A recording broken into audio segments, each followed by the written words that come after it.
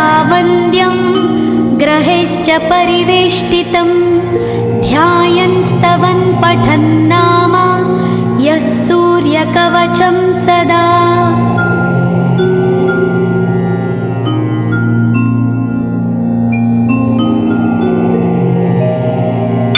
कवचं गृणिः पातु शिरोदेशं सूर्यः पालं च पातु मे आदित्यो लोचने पातु श्रुतिपातः प्रभाकरः घ्राणं पातु सदा भानो अर्क पातु तथा।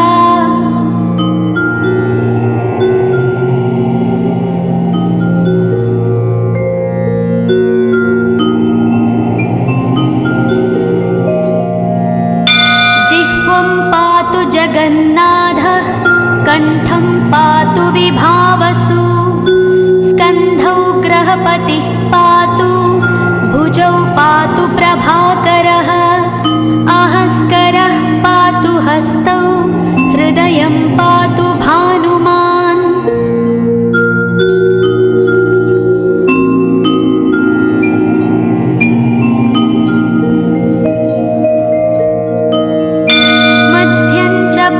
सप्ताश्वो नाभिं पातु नभोमणिः द्वादशात्मा कटिं पातु सविता पातु सक्तिनी ऊरू पातु सुरश्रेष्ठो जानुनी पातु भास्करः जङ्घे पातु च मार्ताण्डो गुल्फौ पातु त्विषाम्पतिः।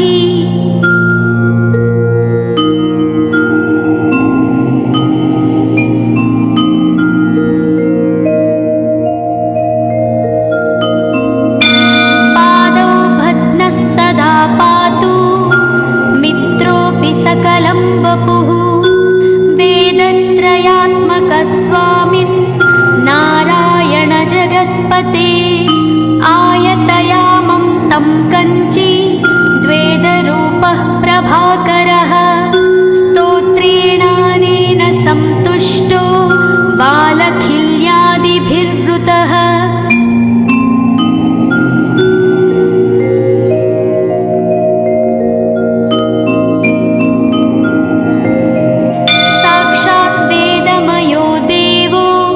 रथारूढः समागतः तं दृष्ट्या सहस्तोत्थाय दण्डवत् प्रणमन् भुवि कृताञ्जलिपुटो भूत्वा सूर्यस्याग्रे स्तुवत्तदा वेदमूर्तिः महाभागो ज्ञानदृष्टिर्विचार्य च ब्रह्मणा स्थापितं पूर्वं यथा यमाविवर्जितम्।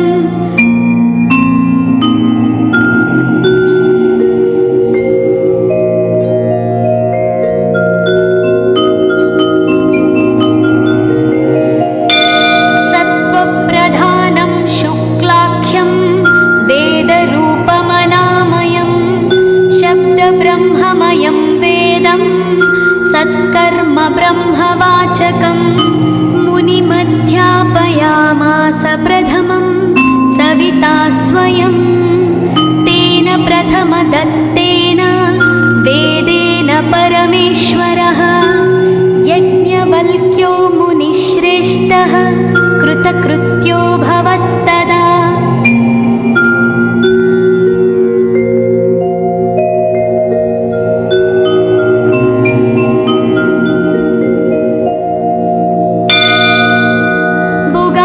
सकलान् वेदान् ज्ञातवान् सूर्यसन्निधौ इदं स्तोत्रं महापुण्यं पवित्रं पापनाशनं यः पठेच्छृणुयाद्वापि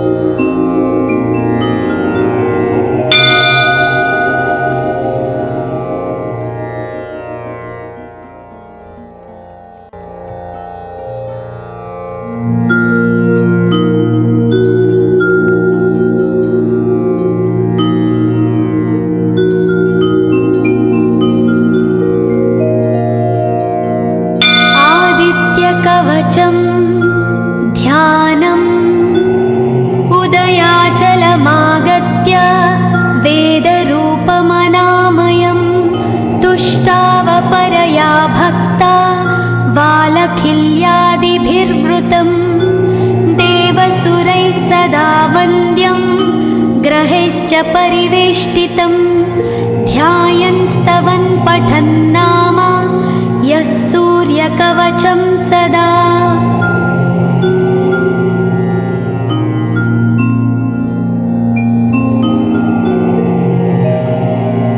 कवचं गृणिः पातु शिरोदेशं सूर्यः पालं च पातु मे आदित्यो लोचने पातु श्रुतिपातः प्रभाकरः घ्राणं पातु सदा भानो अर्क पातु तथा।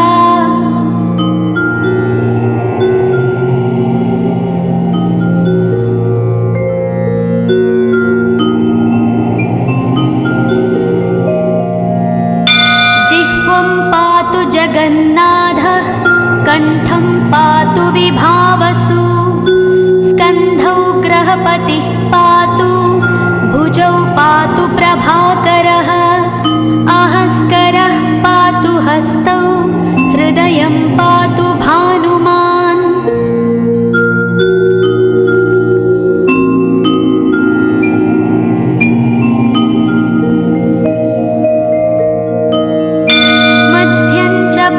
सप्ताश्वो नाभिं पातु नभोमणिः द्वादशात्मा कटिं पातु सविता पातु सक्तिनी ऊरू पातु सुरश्रेष्ठो जानुनी पातु भास्करः जङ्घे पातु च मार्ताण्डो गुल्फौ पातु त्विषाम्पतिः।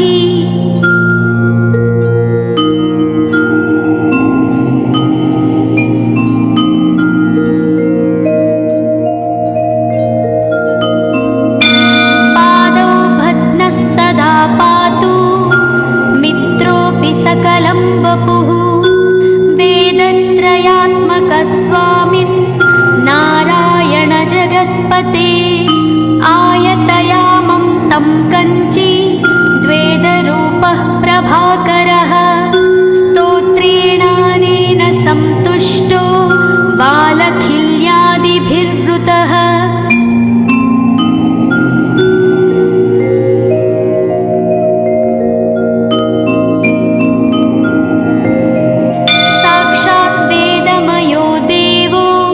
रथारूढः समागतः तं दृष्ट्या सहस्तोत्थाय दण्डवत् प्रणमन् भुवि कृताञ्जलिपुटो भूत्वा सूर्यस्याग्रे स्तुवत्तदा वेदमूर्तिः महाभागो ज्ञानदृष्टिर्विचार्य च ब्रह्मणा स्थापितं पूर्वं यथा यमाविवर्जितम्।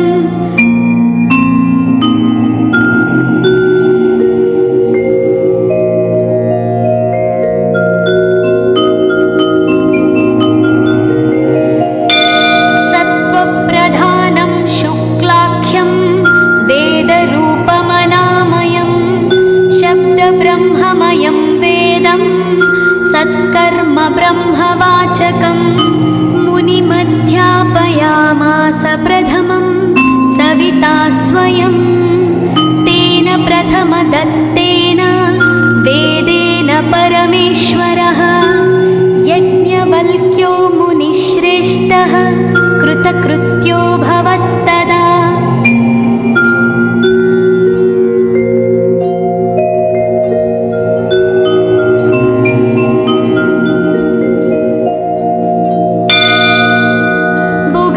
सकलान् वेदान् ज्ञातवान् सूर्यसन्निधौ इदं स्तोत्रं महापुण्यं पवित्रं पापनाशनं यः पठेच्छृणुयाद्वापि सर्वपापैः प्रमुच्यते वेदार्थज्ञानसम्पन्नः सूर्यलोकमवाप्नुयात्। पुराणे गौरीखण्डे आदित्यकवचं सम्पूर्णम्।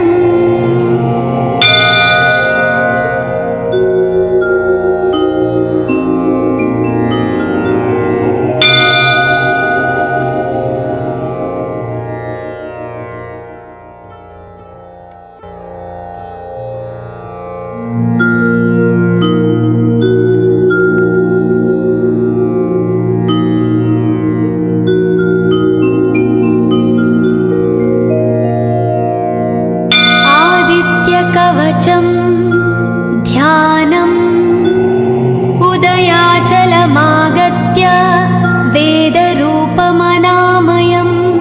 तुष्टावपरया भक्ता वालखिल्यादिभिर्वृतं देवसुरैः सदा वन्द्यं ग्रहैश्च परिवेष्टितं ध्यायन् स्तवन् पठन् नाम यः सूर्यकवचं सदा।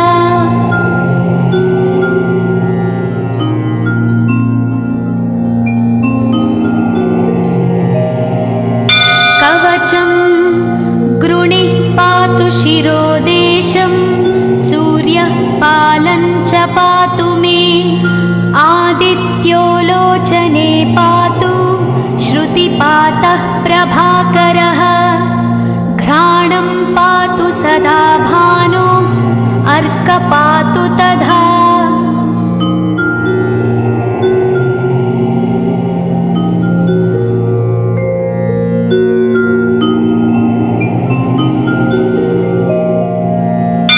जिह्वं पातु जगन्नाथः कण्ठं पातु विभावसु स्कन्धौ ग्रहपतिः पातु भुजौ पातु प्रभाकरः अहस्करः पातु हस्तौ हृदयं पातु भानुमान्।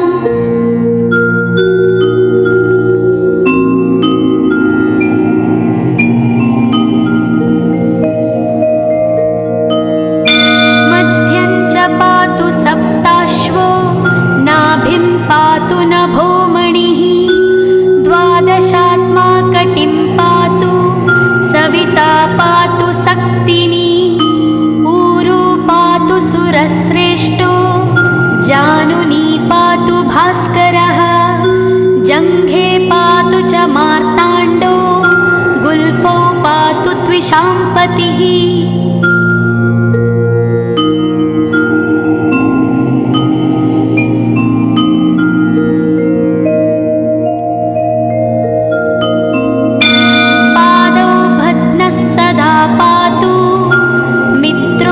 सकलं वपुः वेदत्रयात्मकस्वामिन् नारायण जगत्पते आयतयामं तं कञ्ची द्वेदरूपः प्रभाकरः स्तोत्रेणानेन सन्तुष्टो वालखिल्यादिभिर्वृतः।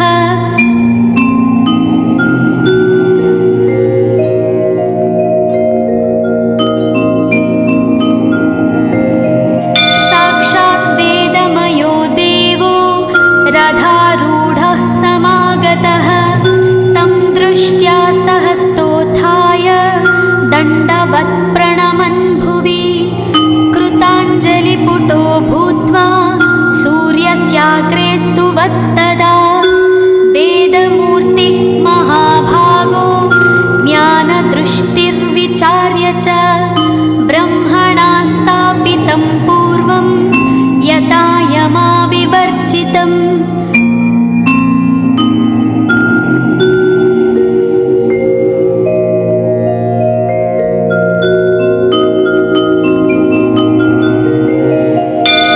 सत्त्वप्रधानं शुक्लाख्यं वेदरूपमनामयं शब्दब्रह्ममयं वेदं सत्कर्म ब्रह्मवाचकं मुनिमध्यापयामास प्रथमं सविता स्वयं तेन प्रथमदत्तेन वेदेन परमेश्वरः यज्ञवल्क्यो मुनिश्रेष्ठः कृतकृत्यो भवत्तदा।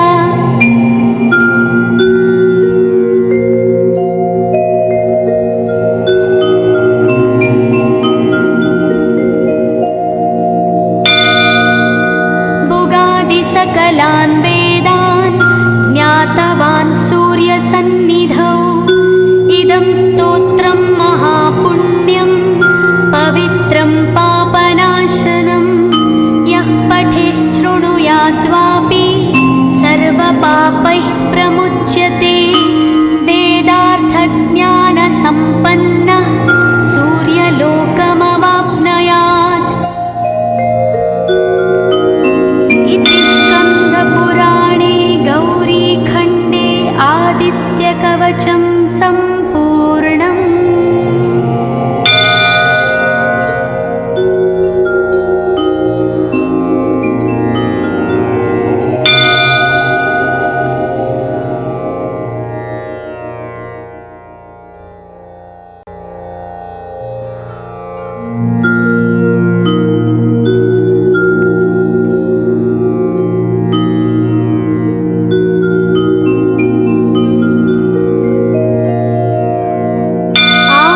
आदित्यकवचं ध्यानम् उदयाचलमागत्य वेदरूपमनामयं तुष्टावपरया भक्ता वालखिल्यादिभिर्वृतं देवसुरैः सदा वन्द्यं ग्रहैश्च परिवेष्टितं ध्यायन् स्तवन् पठन् नाम यः सूर्यकवचं सदा।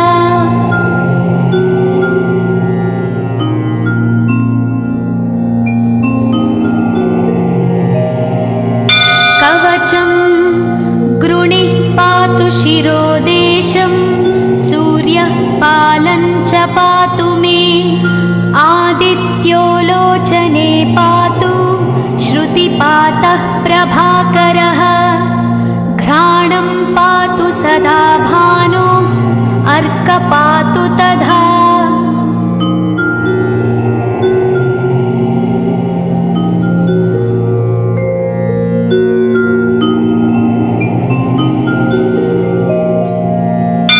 जिह्वं पातु जगन्नाथः कण्ठं पातु विभावसु स्कन्धौ ग्रहपतिः पातु भुजौ पातु प्रभाकरः अहस्करः पातु हस्तौ हृदयं पातु भानुमान्।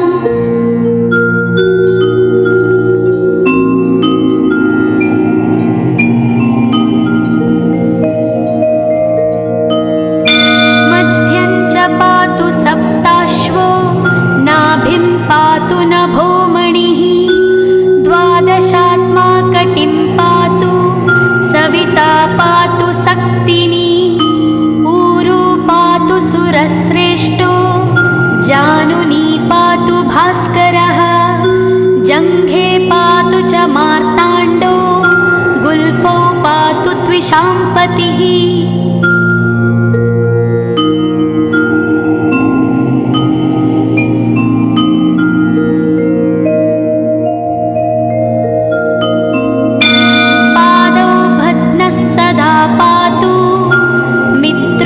सकलं वपुः वेदत्रयात्मकस्वामिन् नारायण जगत्पते आयतयामं तं कञ्ची द्वेदरूपः प्रभाकरः स्तोत्रेणानेन सन्तुष्टो वालखिल्यादिभिर्वृतः।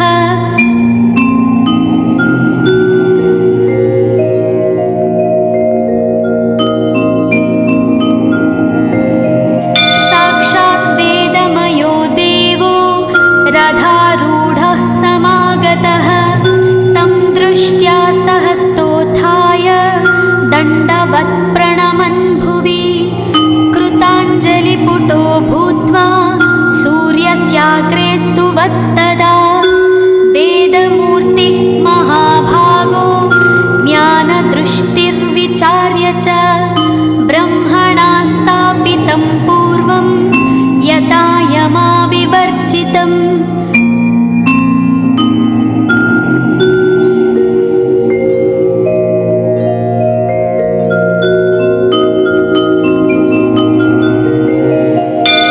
सत्त्वप्रधानं शुक्लाख्यं वेदरूपमनामयं शब्दब्रह्ममयं वेदं सत्कर्म ब्रह्मवाचकं मुनिमध्यापयामास प्रथमं सविता स्वयं तेन प्रथमदत्तेन वेदेन परमेश्वरः यज्ञवल्क्यो मुनिश्रेष्ठः कृतकृत्यो भवत्तदा।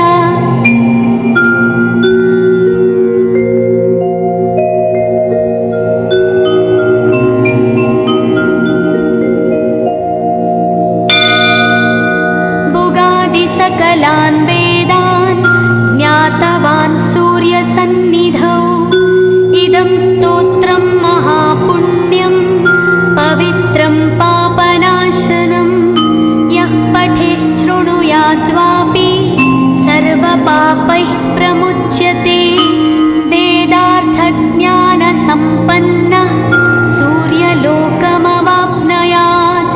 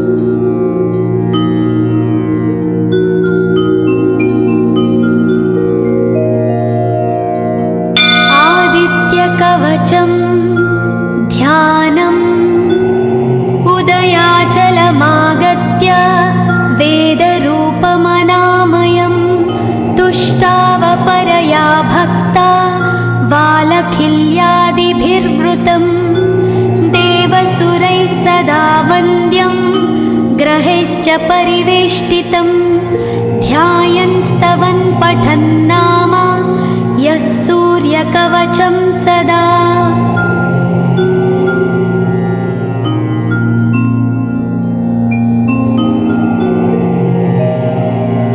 कवचं गृणिः पातु शिरोदेशं सूर्यः पालं च पातु मे आदित्यो लोचने पातु श्रुतिपातः प्रभाकरः घ्राणं पातु सदा भानो अर्क पातु तथा।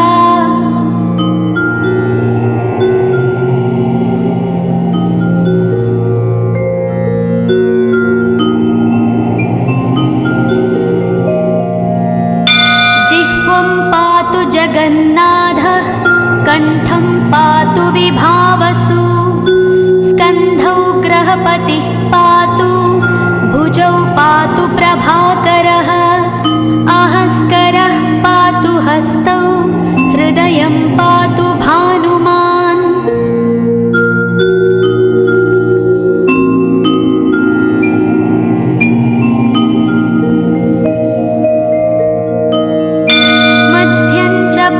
सप्ताश्वो नाभिं पातु नभोमणिः द्वादशात्मा कटिं पातु सविता पातु सक्तिनी ऊरू पातु सुरश्रेष्ठो जानुनी पातु भास्करः जङ्घे पातु च मार्ताण्डो गुल्फौ पातु त्विषाम्पतिः।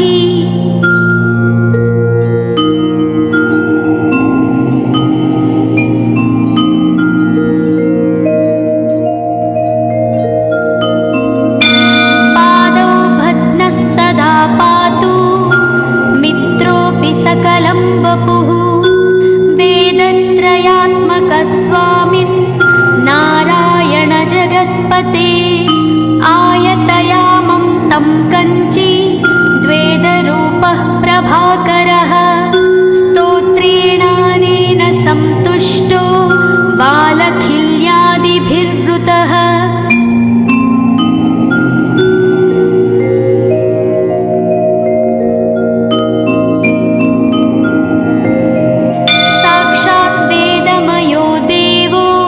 रथारूढः समागतः तं दृष्ट्या सहस्तोत्थाय दण्डवत् प्रणमन् भुवि कृताञ्जलिपुटो भूत्वा सूर्यस्याग्रे स्तुवत्तदा वेदमूर्तिः महाभागो ज्ञानदृष्टिर्विचार्य च ब्रह्मणा स्थापितं पूर्वं यथा यमाविवर्जितम्।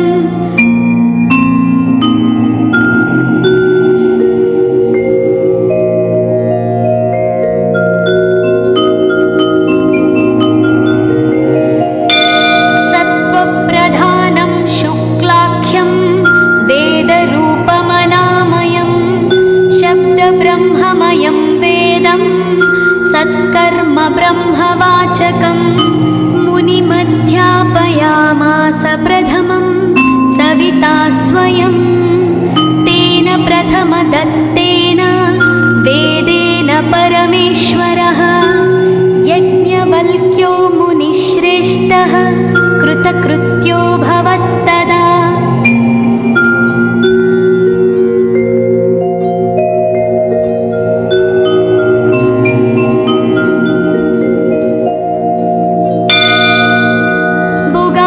सकलान् वेदान् ज्ञातवान् सूर्यसन्निधौ इदं स्तोत्रं महापुण्यं पवित्रं पापनाशनं यः पठेच्छृणुयाद्वापि सर्वपापैः प्रमुच्यते वेदार्थज्ञानसम्पन्नः सूर्यलोकमवाप्नुयात्। पुराणे गौरीखण्डे आदित्यकवचं